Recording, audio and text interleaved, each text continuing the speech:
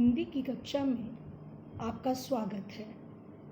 आज हम क्षितिज के पद्य खंड से कविता कैदी और कोकिला का आरंभ करेंगे, जिसके रचयिता हैं कवि माखनलाल चतुर्वेदी।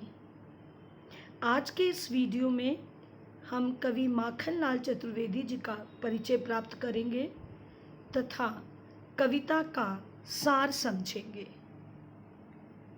गांधीवादी विचारधारा से गहरे प्रभावित श्री माखनलाल चतुर्वेदी देश की स्वतंत्रता से पूर्व युवा वर्ग में संघर्ष और बलिदान की भावना भरने में समर्थ कवि और प्रखर पत्रकार थे। इनका जन्म मध्य प्रदेश के होशंगाबाद जिले के बाबई गांव में सन 1889 में हुआ।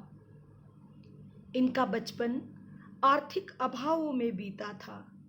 इन्हें केवल 16 वर्ष की अवस्था में ही शिक्षक बनना पड़ा। बाद में इन्होंने अध्यापन का कार्य छोड़कर प्रभा नामक पत्रिका का संपादन संभाल लिया। इन्होंने कर्मवीर और प्रताप पत्रिकाओं का भी संपादन किया। इनका देहांत सन 1968 में हुआ। श्री चतुर्वेदी जी की प्रमुख रचनाएं इस प्रकार हैं: हिम किरीटिनी, साहित्य देवता, हिम तरंगिनी, वेणुलो गूंजे धरा, युगचरण, मरण, ज्वार, बिजली कांचर आज रही आदि। इनकी रचनाओं में ब्रिटिश राज्य के प्रति विद्रोह का भाव मुखरित हुआ है। भले ही इनका जीवन छायावादी युग में विकसित हुआ, पर इनका काव्य छायावाद से अलग रहा। इनके काव्य में राष्ट्रीय और सांस्कृतिक भावों की प्रमुखता है। इनमें स्वतंत्रता की चेतना के साथ देश के लिए त्याग और बलिदान की भावना प्रमुख है और शायद इसीलिए इन्हें एक भारतीय आत्मा भी कहा जाता है। पुष्प की अभिलाषा नामक कविता के माध्यम से इन्होंने राष्ट्र के प्रति त्याग और बलिदान की भावना को अभिव्यक्त किया है।